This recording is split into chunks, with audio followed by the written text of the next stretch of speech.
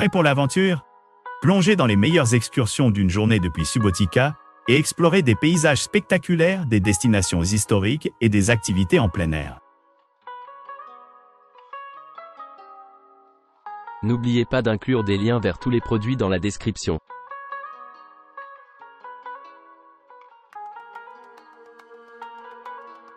À son arrivée à Subotica, cette ville pittoresque illustre le mélange de l'esthétique de l'Art Nouveau, de la signification historique et de l'atmosphère cosmopolite située le long de la frontière hongroise. Subotica est un lien vital reliant l'Europe centrale et les Balkans centrales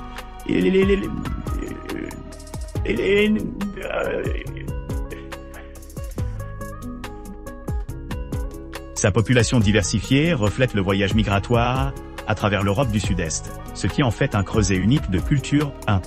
Le paysage urbain de Subotica se développe à travers diverses merveilles architecturales.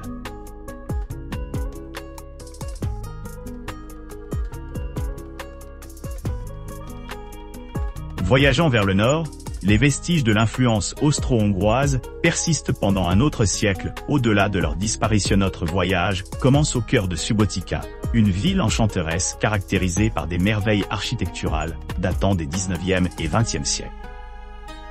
En explorant le centre-ville, nous rencontrons l'imposante façade de l'hôtel de ville, flanquée d'une grande place centrale remplie de monuments historiques tels que les anciennes banques, les compagnies d'assurance, les pharmacies et d'innombrables tavernes.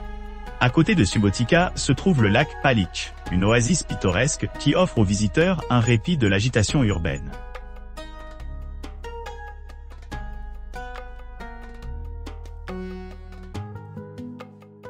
La visite commence à 8 heures, au départ de votre logement à Belgrade, en direction du nord-ouest vers la partie nord de la Serbie, Voïvodine.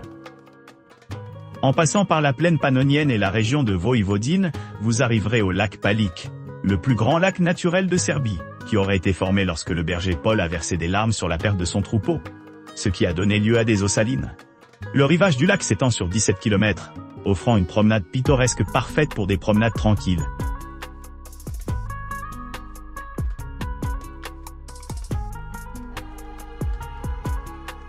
Cette visite commence par un ramassage de votre logement suivi d'une expédition vers le nord de la Serbie.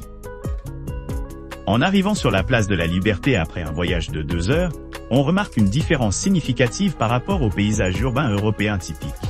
Contrairement à de nombreuses villes européennes, le cœur de Subotica ne se distingue pas par la cathédrale ou l'église, soulignant plutôt la présence imposante de l'hôtel de ville.